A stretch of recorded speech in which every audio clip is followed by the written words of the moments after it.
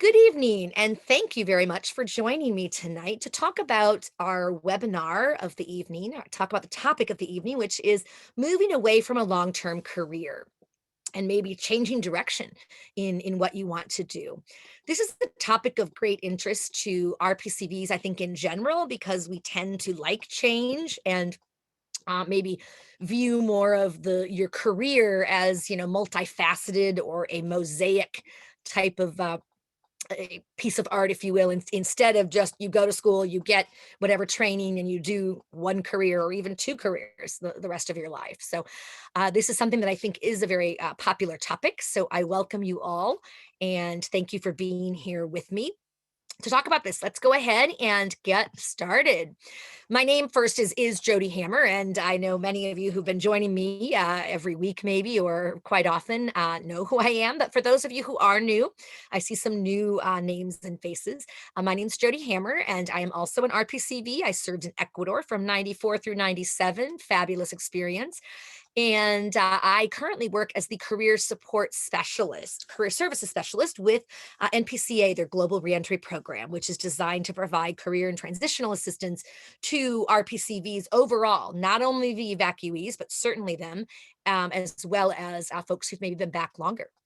So great to have you here with us.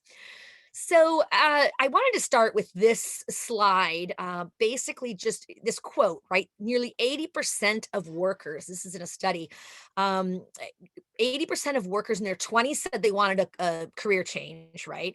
64% of 30 somethings and 54%, of the more seasoned professionals and such in their 40s, right? So that's a pretty high percentage that want to change, right? Gone are the days of, my grandparents' age, for example, and their era where they would do one thing and they would do that their entire life. They may change a company, but it was the same thing. Or they may stay with one company for 40 years and retire. And that, there's nothing wrong with that. But that's just not the reality for most people today. Most do want a little more, maybe variety, and they might have many reasons. And we'll talk about the many, many reasons why people are looking for a change at whatever stage, but particularly after having held a long-term career. So why do you think that so many people are looking to change, careers and such? Do you have any thoughts or ideas based on your own experience or other people's experience? And if so, just drop those in the chat box. I have the chat box here next to me, and you can certainly drop those in if there are any thoughts. Tech changes rapidly. Yes, absolutely, right? Maybe the job that you're in is suddenly or becomes more and more tech focused, and maybe you're one of those folks who, aren't interested in tech as much, right? And so that might be the case for changing. Or maybe you are more advanced in tech, and so you want to be a part of the newer things that are coming out and the newest, latest, greatest. So that could totally weigh in. That's a really good one. Thank you so much. Need a challenge, Christina. That's a great one. A lot of people get, they get very, they get into a new career, and the first stage is really learning it, right? And you learn it, and once you learn it and you have it down and you're excelling in it, that's great because you're doing well in your job. But if you're the kind of person who likes a new challenge or likes to always be learning something, unless there are things that you can incorporate into that new job, and that's definitely something to explore before absolutely deciding you have to change, because maybe it would just be a part change where maybe a new responsibility of yours could actually fulfill that feeling of, wanting, some variety and such, in which case it may be a lot easier for you if you like a lot of things about the company, but really feel like you want more, of a challenge. You might start by actually talking to your boss and in the organization to see if there's some other things you could, work on and kind of broaden your focus or change or whatnot. So absolutely. But that's a really good reason. Peace Corps, let's see, one's taste for change, addictive. Yes, exactly. That it can be. And that's a really good point. Thanks so much. Uh, there's looking for something fulfilling, same kind of thing. Maybe you liked it at once, or maybe you didn't, and you just kind of got, more and more along in the career and it was the easy thing to do, or maybe there were other priorities taking, that shifted that you had to just focus on other things. So this job that you're in, that you've been in for a long time is, while you know it very well, you're bored and you want, something more fulfilling. It doesn't really, speak to your gut. We're going to talk a lot about, your gut as well, and listening to your gut, and how important that can be in determining those kinds of positions. So absolutely, that's great. Want to switch, Rachel? Good one. Want to switch from nonprofit to for-profit business? That's great. And I always like when we're doing these sessions and in the chat box, for example, if there's somebody that says something, like for example, if we have anyone who's listening in who is working in private sector, or for profit, who might be willing to chat with Rachel, I love that you can take that opportunity to private message her and let her know, hey, happy to talk to you. Do you have questions? And you can exchange information. And from this event, not only have you, listened to a webinar and participated in a webinar on whatever topic, you also come out of it with a networking contact, somebody who can maybe give you more insight into certain aspects of the private sector or whatever the case may be. So that's great. Rachel, I hope you get contacted by some folks from this. Awesome. Let's see, Megan, what Kathleen said, learning. Let me see here. This is actually, let's do Katie, better future job security for living in a remote rural community. Okay. Also want better financial security than the nonprofit sector generally offers.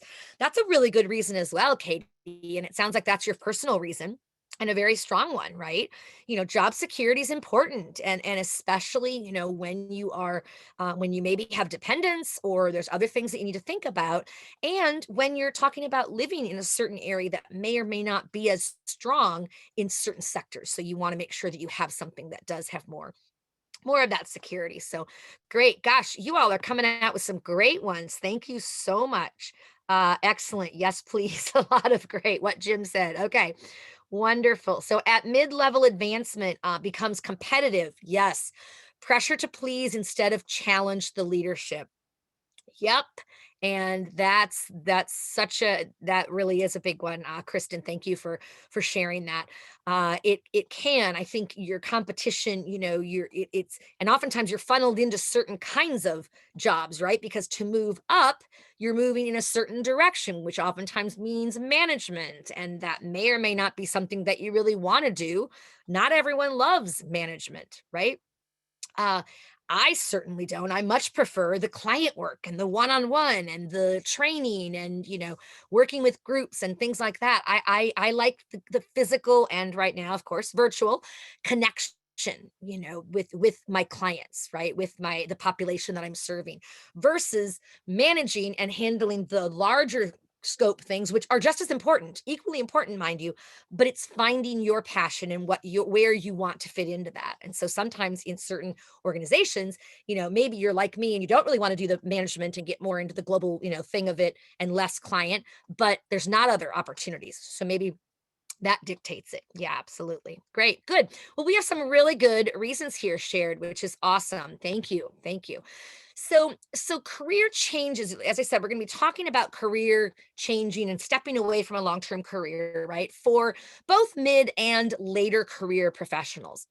And I'm kind of looking at this as a little, if you're interested as a mid-career professional or, later career professional in more of a deep dive than what we're going to be able to do in the course of, just this hour, we are actually we're rolling it out. We're rolling out a new boot camp that, if you remember, last fall we did a job searcher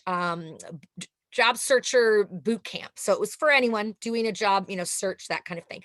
This one is going to be similar to that, structured similar around some of the same resources and such, but it's focused specifically on the mid-career professional And I would put the later career professional into that as well, right? So it's not tailored for the brand new newbie who's just coming out or maybe went to Peace Corps right after, college, and they're coming back and they're looking now. This one's more focused on you, the probably a lot of the folks who are on this webinar, right, who are mid-career or later career professionals. So talking about some of the unique aspects and the challenges, but also strategies, and really diving into, utilizing some of these free resources that you have access to through Dr. Rhonda Anstead, who's the host of that event, and I support her. Um, and really, she developed My Career Design Studio, which is this great online assistance to like helping you get where you want to go and doing the job search. And she allows 4 months free use by any RPCV. So that's great, and you can get onto that. She uses that as a base to take people through some of the different approaches. It's really, I've gone through it. I really enjoyed it, and I think it's going to be a really good session. So it's rolling out in April. It's going to start. We're breaking it into two. You apply for it. You're going to see it go out on the Global Reentry newsletter, which is going to go out tomorrow. It's targeted. It's supposed to go out tomorrow, and you'll see a whole little, couple paragraphs on the. It's called the Mid-Career Relaunch Boot Camp, is what we're calling it. And what we're doing, we have a registration form that you fill out. And depending on if you don't really have clarity on what you want to do, if you do have clarity on what you want to do, but you're like, okay, how do I get there? How do I do a job search to change from this career to the other? All of that. You will start, the boot camp starts, the official boot camp starts April 15th, which is a Thursday afternoon from 2 to 3:30 p.m. Eastern time, DC time, that is. The For those who don't have clarity on what they want to do, we're offering a pre-boot camp for 2 weeks, and it's just 2 Thursday sessions from 2 to 3:45, and then homework in between to help you gain clarity, help point you in the direction of resources to help you, and things you can do to get a little more of an idea of the kinds of things that you might want to do, because then we can all start together more or less at the same, stage, and really, deep dive in going, how to get there, all of that. So if you are interested in that, look for the Global Reentry newsletter. You could also look at the events page, peacecorpsconnect.org/events. And if you look on the date of, I think we put it on April 15th, you could also, register through there. You need to make sure that you click on the attending, and you also do the questionnaire. It's a Google form that's linked in there. So enough of a promotion on that, but I just want to put it out there because I feel like it's the perfect kind of an opportunity this is the perfect audience for it. So I just want to give you kind of preference. So great.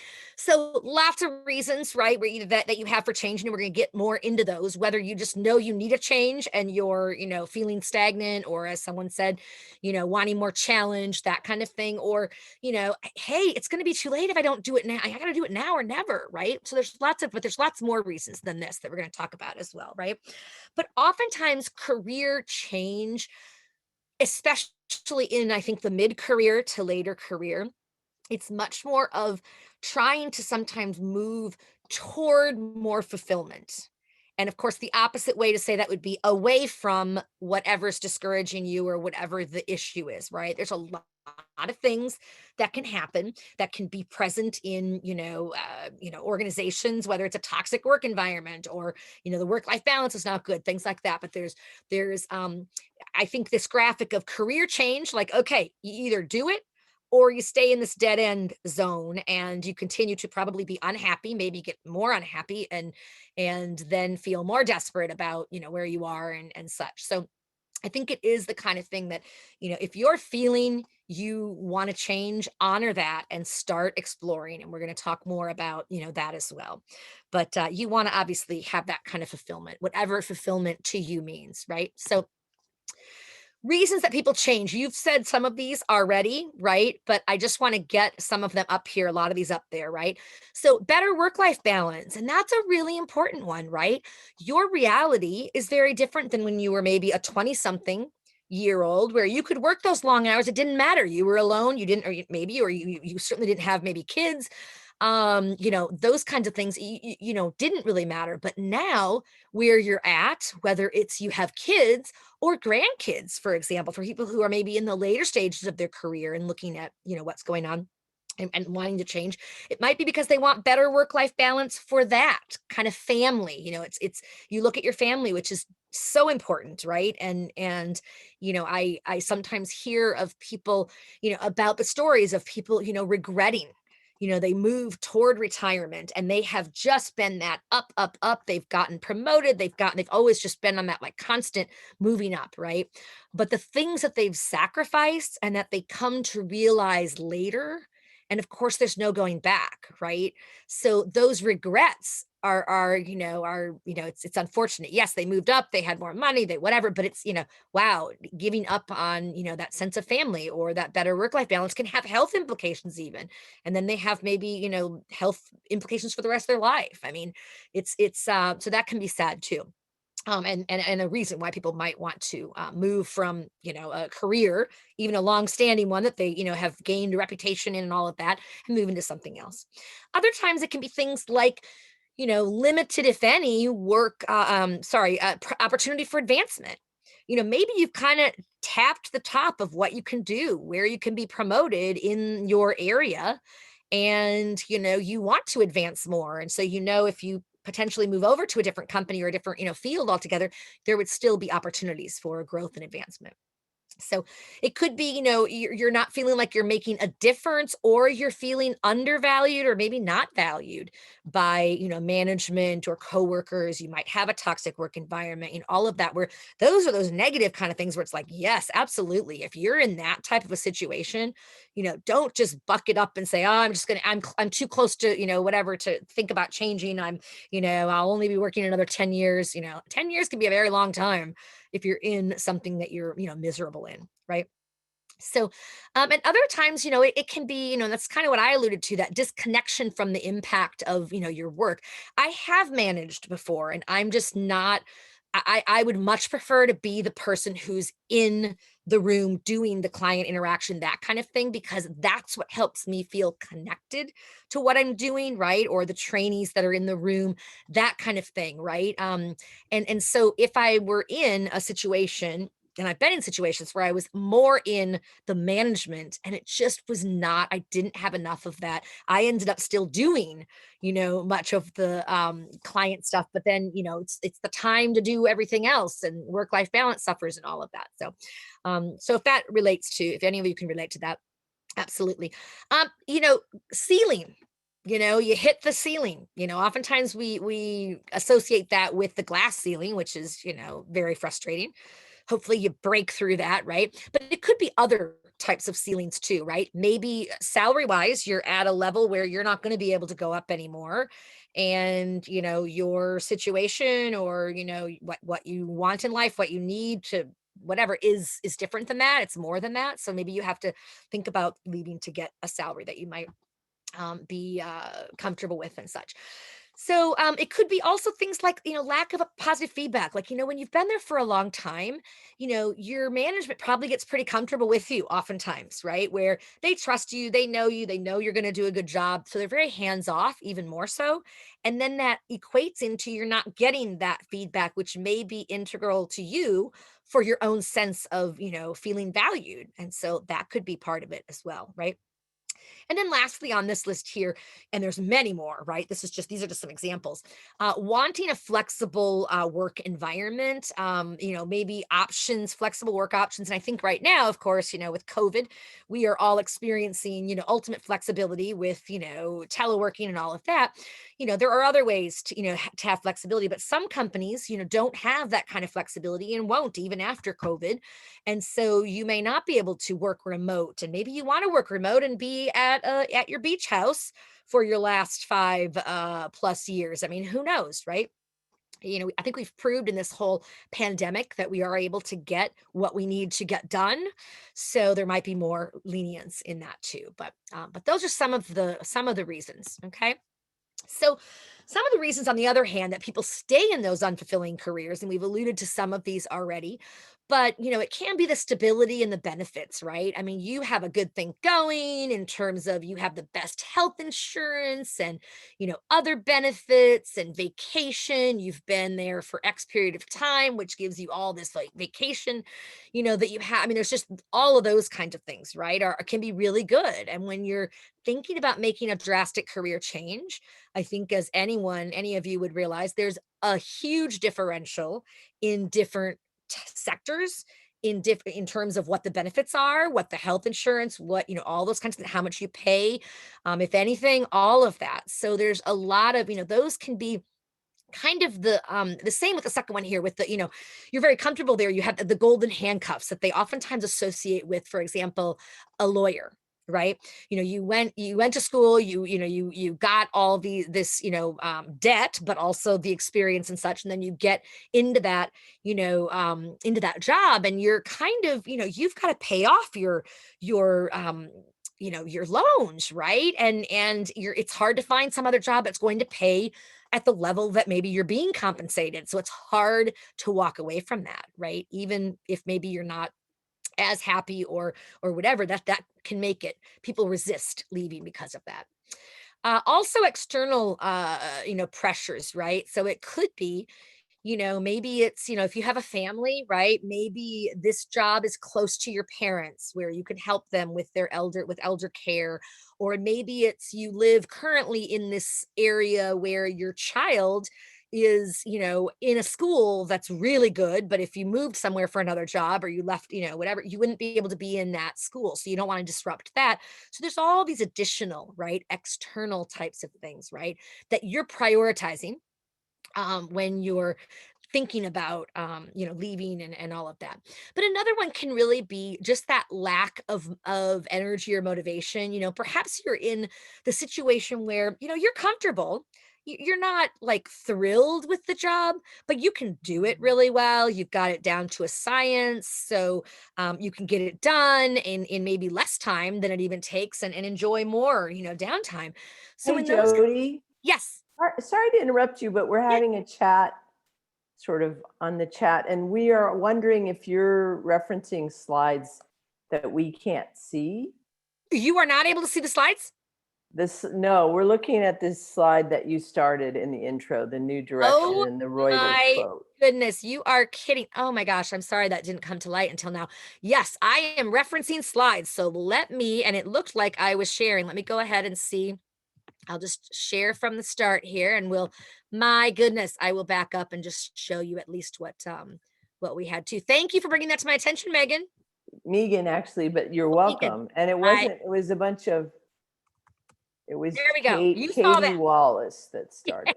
Okay. Well, Wasn't me. thank you. Thank you for pointing that out, and especially for verbalizing, because when I'm in present mode, I'm really not as much paying attention to and counting on my colleague where she's, responding to some of the other things. So yeah.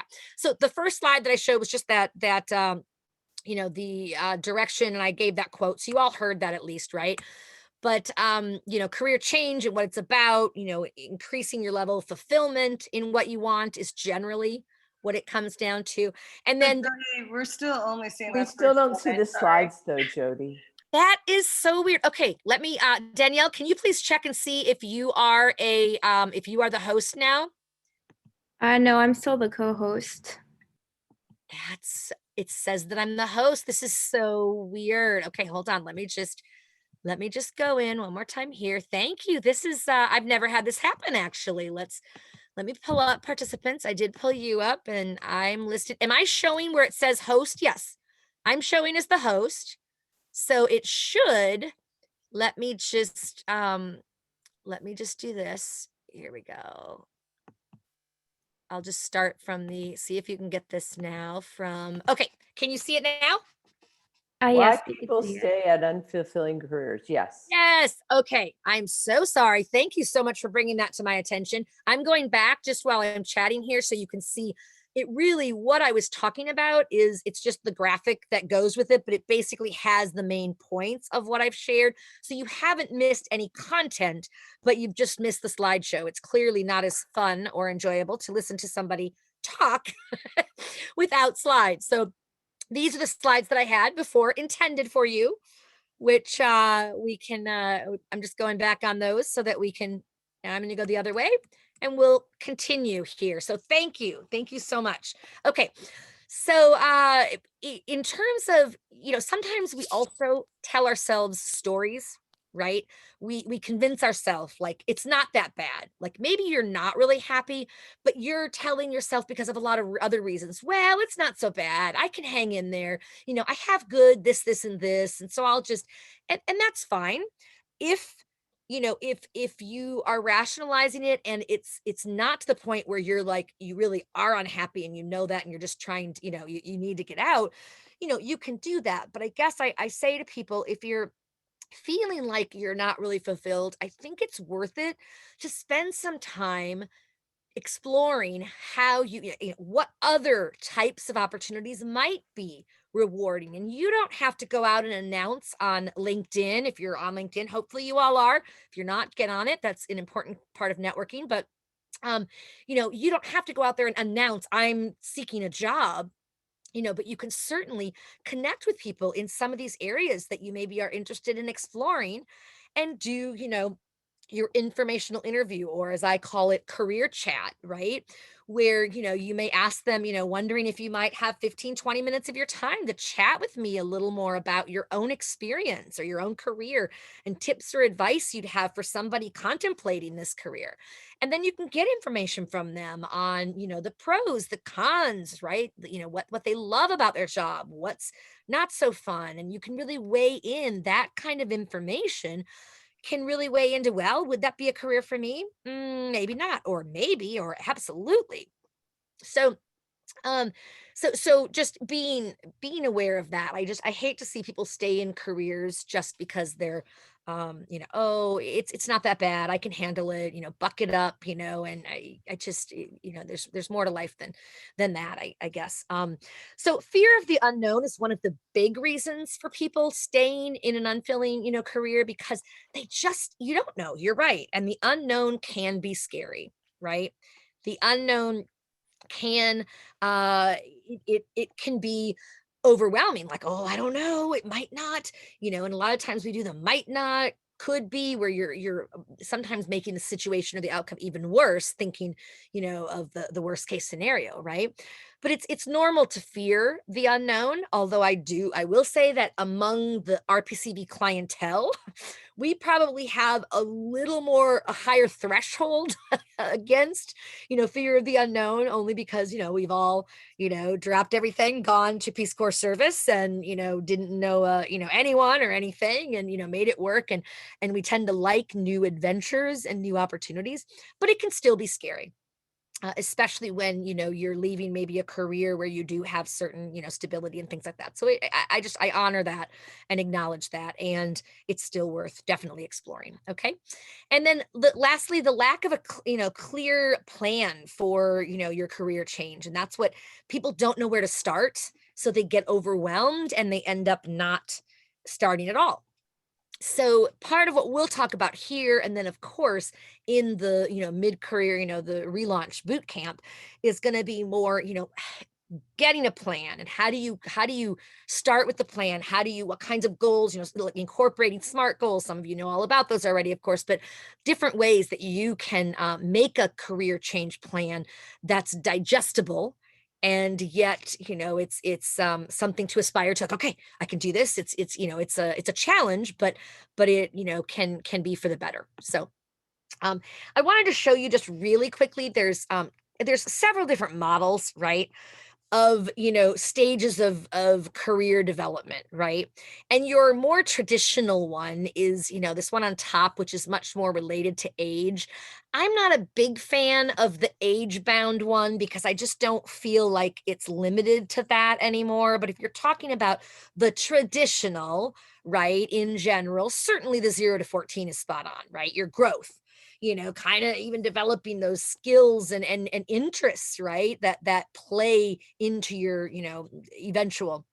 And then 15 to 24, certainly your teenage years, right? And then getting your degree and whatever you're getting it in and really coming into your own, who you are, and, and your identity, who you see yourself as, right? And there's a lot of pressure in college to have that degree, and what do you want to do, and, all those kinds of things.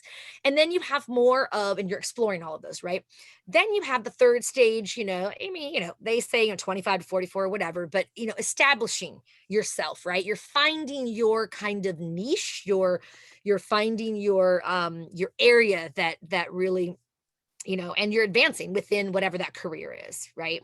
And again, as I said, I truly believe, and I believe, and there's, the studies or research, I don't have the latest one. I'm just trying to think. The last that I had heard was that you will have, like, you could have 7 different 5 to 8 careers, different careers altogether, not jobs in a careers altogether. And then you talk about how many different, jobs you have in each of those, times. That's a lot of different careers, right? And this model, to me, this older kind of one, is a little more outdated, because it kind of almost leads you to believe, okay, so that's where you're establishing. And then 45 to 64, it's just kind of, it's the big picture, right? So preserving, what you've gotten, the increases that you've gotten, right? Your raises, your advancement, your, all of those kinds of things, right? But that's also where I think a lot of us are coming to this from, right? Where we want to explore some of our passion areas, right? We want to, have more work-life balance. So it might be, that's why a lot of times in that stage, people are looking for change, right? And then you have this last change, and I don't really like the title of it, decline, right? It sounds so negative, but really, looking at, you're comfortable, you're kind of looked at as the senior person, and it's kind of preparing to, to transition out, right? Preparing for retirement whenever that is. And, granted, it's not always at 65 these days. There are people who work way beyond that, and that's great because they want to, others because they need to. And, so it's not so much it could go much, much longer than that here. So I just want to point out that at the bottom, you have more like modern stages of career development. And again, you're going to have different models, but it's less confined to certain ages, and more of something that could be cyclical each time you're choosing like a different career, right? So kind of that assessment, you're looking at, you're tapping into resources. What can help me find what I want to do next, right?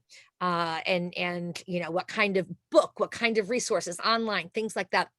And Rhonda's, her My Career Design Studio is great. It walks you through the whole process, and it's a mosaic, and she sends these really, great emails that kind of motivate you to, oh, I gotta act on that. Like, it's easy to put things aside, right? And just not do it. And then time passes and another year passes, and there you are saying, oh, I was going to change careers last year.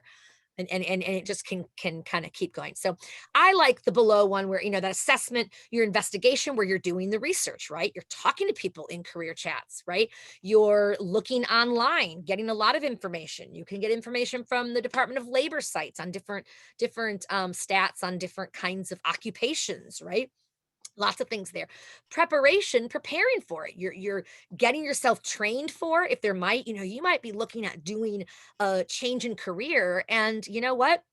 There might be some additional training that's needed. Maybe you need to get certified in something, get a certification. And boy, now's the time to do that during COVID a lot of times, right? People are offering a lot of trainings free, actually, and even some of the certification ones, but you do pay then if you want to get the paper that says you're certified, if you will. I've heard of some like that as well, but you might need to get some kind of, prepare for it, right? And then, so all of these stages, right? I mean, there's the 6 stages here, the fourth one there of, commitment, right?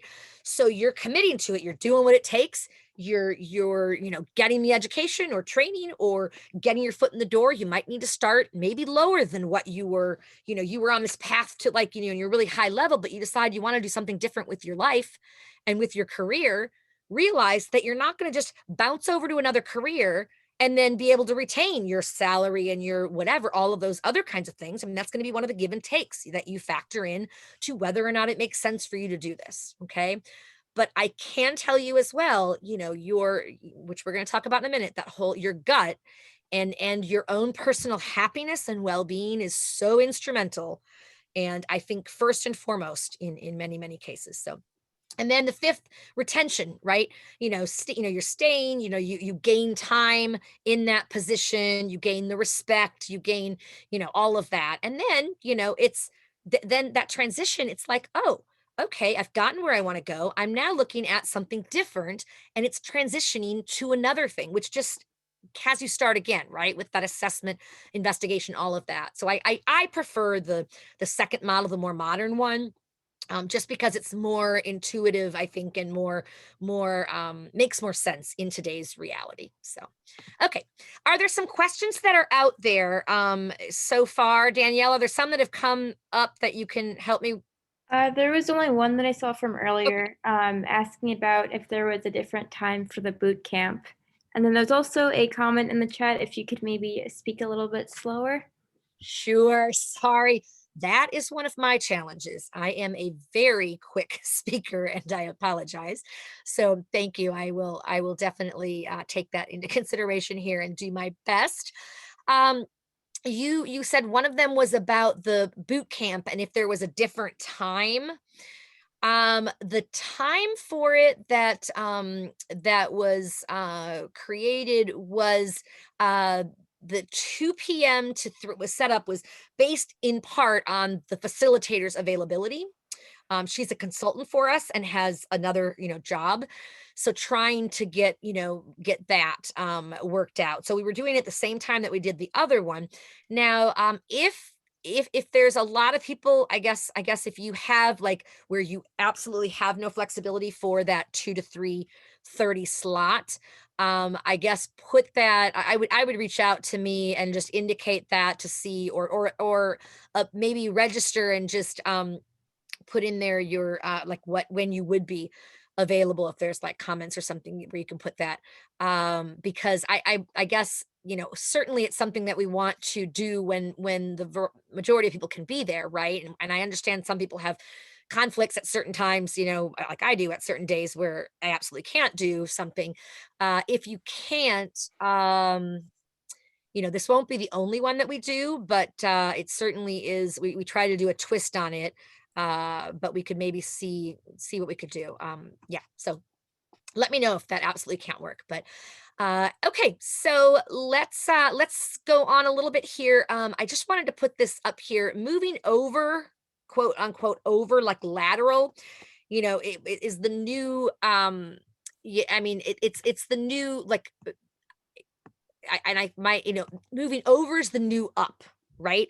So whereas people have traditionally looked to move up always, right? There's that societal kind of pressure, if you will, even, right? The expectation that, of course, the longer you are in a job or in a company, you should always be moving up, right? That's from society oftentimes, right? But there's a new concept that I really like, and a new trend. Moving over is the new up.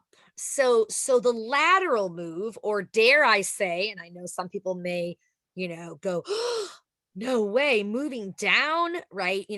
But what I mean is, you may like moving in some careers, right? If you're changing career, you may not be able to start at the same level that you've gained, in your own profession. So you may need to take either a lateral, or even maybe coming in less paid, but with the potential of more, right? Things like that. So it's I guess giving a little more permission to I think it also gives a little more permission of that moving lateral, right? And instead of just having to be on that, eternal stairs of, moving up, pressure of moving up. And I will tell you, and I started to share with you earlier a little bit, I alluded to it. Um, I am a prime example of somebody who has made a conscious decision to get off of that up, up ladder, right? Because I've found what I'm passionate about. And what I'm passionate about is working in the career development area and the career, job coaching arena, right? Particularly with RPCVs, which I've been fortunate to do for 12 years at Peace Corps headquarters and now at NPCA. So this is what I love. You are who I love, and doing what I enjoy most with the population that I'm most passionate about is so huge for me that that overshadows that whole moving up. Like, could I make more money in a different field? Certainly. Would I want to? No. I absolutely love what I'm doing. And of course, there's the fine line. I mean, there's a line too. I mean, you can't necessarily work for free, right? Unless you have, some trust fund that will pay for your expenses. But what I'm saying is, there's that promotional potential and the earning more money that I've intentionally stepped away from. I've done management and haven't enjoyed it. As I said, as much. I mean, I've enjoyed parts of it, but I really miss the connection and that physical and virtual like connection with the client and helping them and training and adult education. All of those areas are what I love. And that's what lights me up. And so to what to if I had given up on that to do the, keep going up in the ladder just to go up, I would have been miserable. And so that was my own situation. I don't know if any of you have situations like that, but I did see someone, Megan, understand that. Absolutely great. So so it's key. I mean, that just listening to, yourself as well, and listening to your gut, as this slide says, right? Go with your gut. So, trying to release that societal expectation of, what you should do, or sometimes it's not societal, huge. It might be parents, relatives, your family who have expectations of you. Oh, well, you went to law school, you need to practice law, whatever it is, right? Um, so trying to let go of those things and really put yourself, your well-being as a priority, because it really is. You can't be your best self if you're miserable. How many of you have ever been miserable in a job? Absolutely miserable. If you can, either on the participants, just raise your hand so I can see, let's see, of the people who are here. Yep, definitely. Great. Yes. So several. Me, yes, absolutely. And And I did my best to make sure everyone around me was, apparently. what's that? And apparently I did my best to make sure everyone around me was getting pretty miserable also. Okay. I love it. Not proud of it. Oh my gosh. Yeah. So, that feeling, can you just remember for a moment? I mean, just think about and feel it in your body. How did you feel when you were in that company? How did it feel to wake up each morning, to get dressed, to get a shower, right? To go into that office when you hated it, right? That is not a feeling that you want to have.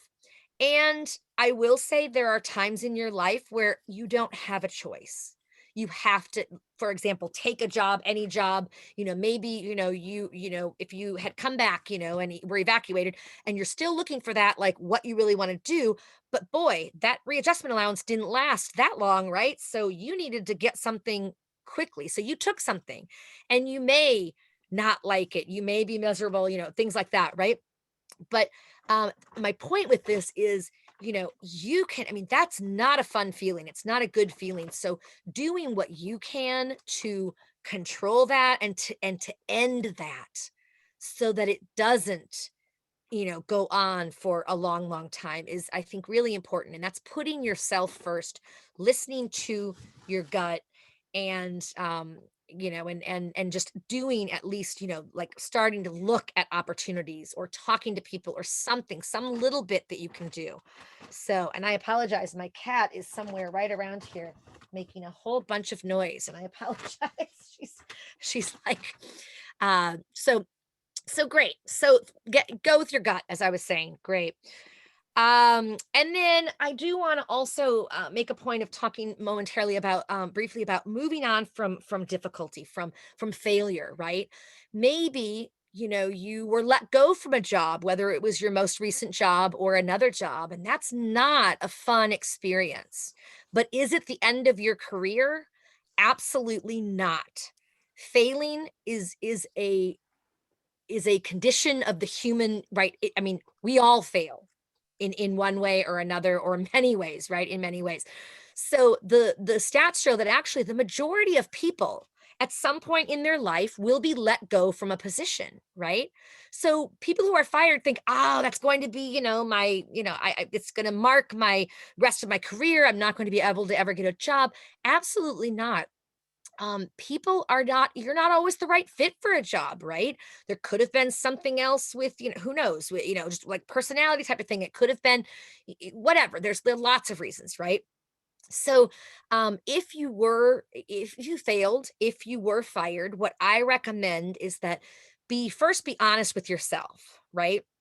And what did you do to contribute to it? Now, sometimes it's not at all what you did, right? But looking at how did you play into that? Maybe in addressing your own, what you maybe you made a mistake on some big campaign, and it cost the company money, and they decided when they were downsizing they let you go because that you versus the other three or whatever, right?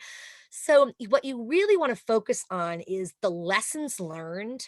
And this is really true when you're interviewing and you're moving on. You want to talk about how what you learned from this. So admit what happened. I was working in a team and whatever in this campaign, and I made the mistake of going with and that decision cost the company and here's what I learned from that experience. I learned to always double check whatever it is that you learned, right? The outcomes. And I'm really comfortable, and I've gained a lot more comfort. I took some more training in that area, and I feel a lot more comfortable in going forward, something like that, right? You want to really bring it to that positive. Try to remain positive, even when, like, if you worked for the terrible boss, just horrible boss, right? Worst boss ever. Never stoop to my boss, he was this. Don't name call, don't badmouth, because you never know in this world how who they might know, and you never you want to focus, remain very positive, and just keep things, in a positive sense, right? It wasn't a good fit, whatever it is, like when you're talking about it, okay? So, and I like this quote a lot. I mean, I just think, if you just take a moment to read this one on the right, I just, it's really all about focusing your energy, don't fight the old, but rather embrace, or, what you're moving toward, right?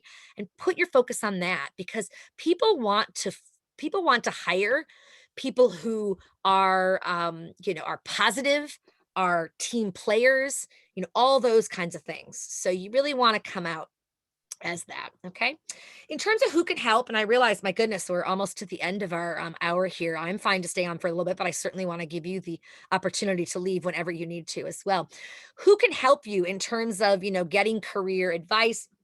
Your network, your current network, and your expanded network, as utilize LinkedIn to find people who maybe are part of the Peace Corps family who work in different sectors. You can do that people search, right? Or the industry, former company they worked for, fill in Peace Corps, just Peace Corps, nothing else. And then current company, fill in whatever company you're trying to get a job at. And you see who might be in that, in that network, right? And you can always look to expand, your LinkedIn as you meet other people, invite them to LinkedIn afterwards. Things like that can always, help in that situation. And then, career chats, I already talked about a little bit earlier. Doing, I just like to call them career chats instead of informational interviews, because it rolls off your tongue faster and doesn't sound like an hour.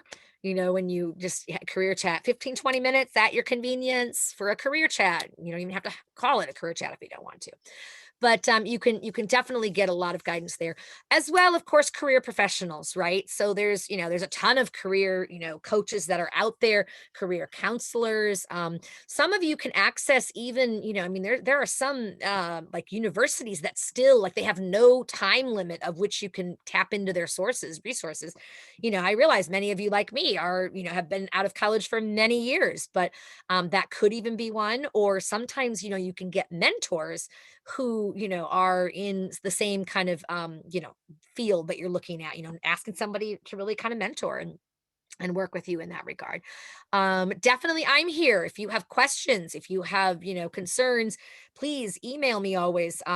Danielle, can you put my email in the chat box there, please? Thank Yes, you I'll do so that much. now. Thank you so much. You can certainly reach out to me at NPCA, right? At peacecorpsconnect.org. Just Jodie at. And I'm happy to chat with you as well. You can take advantage of our different programs that we have, like the boot camp and other things. So lots of help for you, but there's a lot of really good also online help. I mean, some of you may remember the classic book, and it's the most, I think, most famous career decision making and planning and job search handbook. It's called What Color is Your Parachute by Richard Bowles. Hugely, it's very, very, very famous. And it's still very relevant because it's updated every year or two. So it's got all the latest on, social media. And I think that's an area that I do want to say really try to embrace. And I know I, like you, there are certain things that I am maybe many of you aren't so gung ho on, all of the different social media channels, and I get that. But if you're going to choose only one for your job search, let it be LinkedIn. 620 million users in 200 countries. This is far and beyond just the United States. And you can just find, if you're in groups with people, you're in the same groups, you automatically have rights to instant message them independently without first inviting them to be your contact. They don't have to be in your network. So there's lots of things like that can help you. And there's lots of, actually, on our on the global reentry, it's the playlist of NPCA's their YouTube channel. Danielle, do you mind dropping that in there too? The playlist there will give you, there's like 80 some different webinars on different topics. You can listen to those at your convenience and get other assistance. So a lot of the stuff that I've talked about with LinkedIn, there's several on there about LinkedIn specifically, right? You can also reach out to look at LinkedIn, their help area. When you go to linkedin.com, they have so many videos and workshops on how to make the most of it. The only thing I would say with that is, don't worry about doing the premium, the one that you pay for. You do not need to pay for that.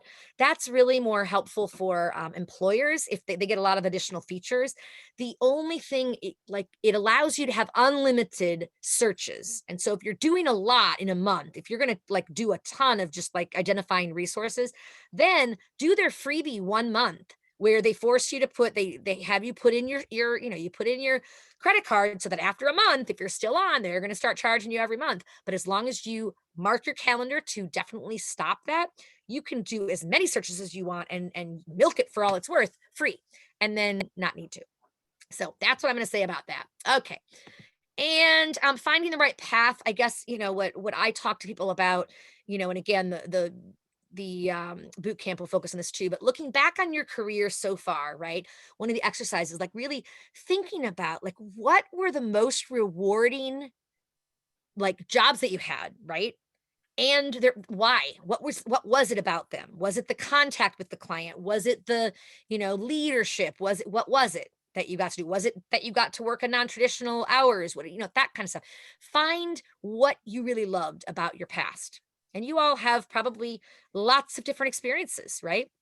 So also seeking insight, like I've already said, from people, who know you, have them, getting insight from them, not necessarily what should I do with my life? What, tell me what I should do. But, when you talk to them, what are some of would you say are my key skills? And if you're willing and they're willing to share and key challenges, what are the things that I probably need to work on if I hope to work in that career? And maybe they might come out with, you got to get a little more up on technology. Maybe you need to, master whatever, surveys or something. So just taking that and going with it. And then the other two here are just really, there's a different journaling activity that I just wanted to put out to you all in case you aren't participating in the other, but writing yourself a letter, just having a journal and writing yourself a letter from, 20 years from now, right? Like pretend like you are 20 years in the future, you're writing your present self, right? So, what do you want to have accomplished by then?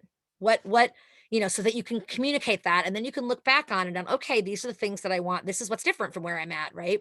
And then there's another one that's like 100 dreams, where literally, you write, you just jot out what are 100 dreams you have, dreams of what you want to do, what you want to become, things you want to accomplish, things you want to, have experienced, I should say. Some of them could be things like get certified in scuba diving, things like that, right?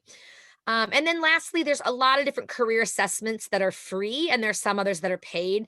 I mean, people think of, I think, Myers-Briggs as the big one, where you get the four letters, like I'm a classic, ENFP, right? And it tells you a little more about, like, okay, ENFPs, like, there's certain things that we're really good at. There's other things that we're not so good at, like decision making. We want to keep the options open. We want to explore and look, and a lot of Peace Corps folks tend to be that, because we're all about, like, envisioning and dreaming and all of that. So the opposite of that would be like that hard set decision making, boom, boom, boom, and really, and if that's your skill, that's great. You're more of a J, and that's the Myers-Briggs. But there's lots of different ones, right? There's the Keirsey temperament.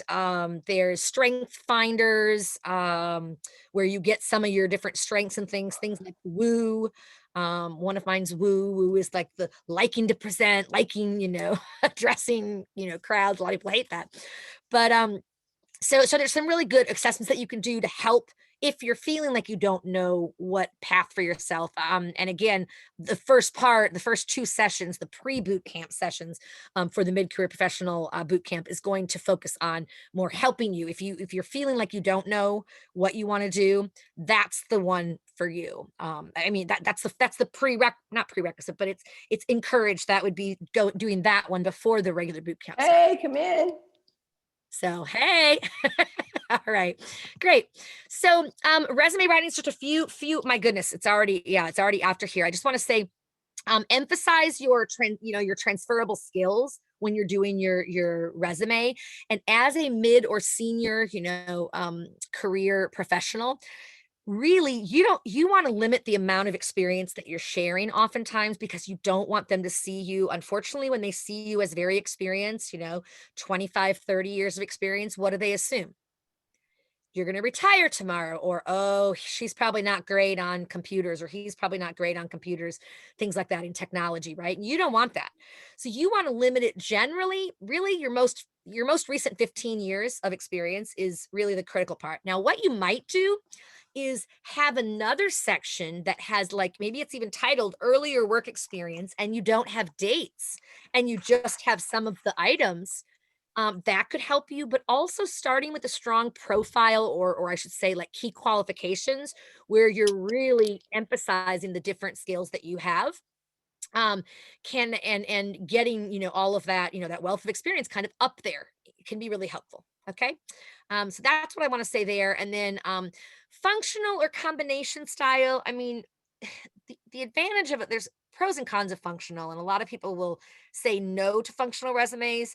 I think a functional resume can be okay. It can be good if you're like, maybe you're completely changing direction and you have, to try to de-emphasize, for example, you've been a teacher, teaching grade school or whatever, English for, 15, 20 years, and you're now looking to do something that's totally different.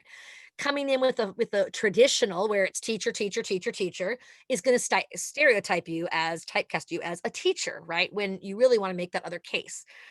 So, so that might be a reason to use it, right? But I kind of like the combination style where you basically have your different experiences, but then underneath them, you maybe have, project management or whatever those topics would be from the functional resume, because look at my webinar on functional resume if you're interested in learning more on this. I just don't have time to go into it too much, or call me, reach out to me, and I'm happy to chat with you about it as well. But I think in general, like the combination or your regular, is going to be the best, but really emphasize the amount of different experiences that you have and leave off some of the things that aren't as applicable you could.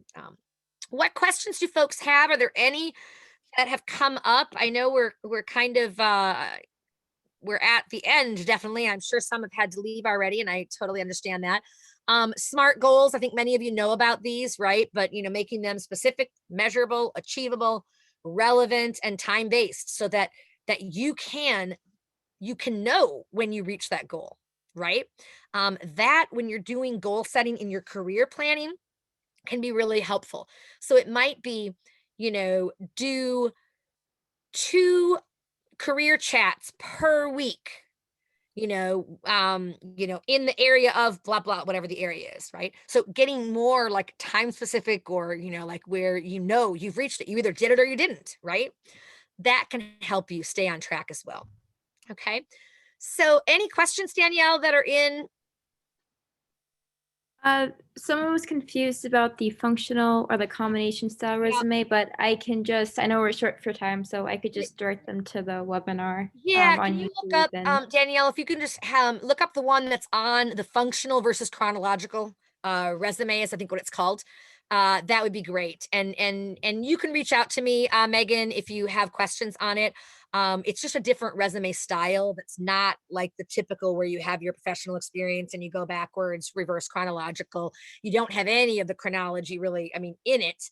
In the skills, you have different skills categories up front, and then you have a section below that just says work history that has no description. It just has the organization's name, their location, your job title, and the dates, nothing else. Because theoretically, all of the meat or content from that job description has been put into that first page, that first area where it's the skills, like you might have project management, communication, whatever the skills are related to that job.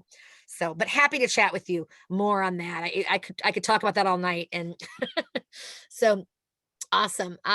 Great. So that's what we have, folks, and we are at the Q&A. So I just want to thank all of you for hanging in there tonight, especially with the non-working slides in the beginning and such. But thanks so much for that. And what additional questions, if any, do you have? And at this point, you're welcome to even take yourself off mute if you prefer and just ask the questions. So happy with that as well.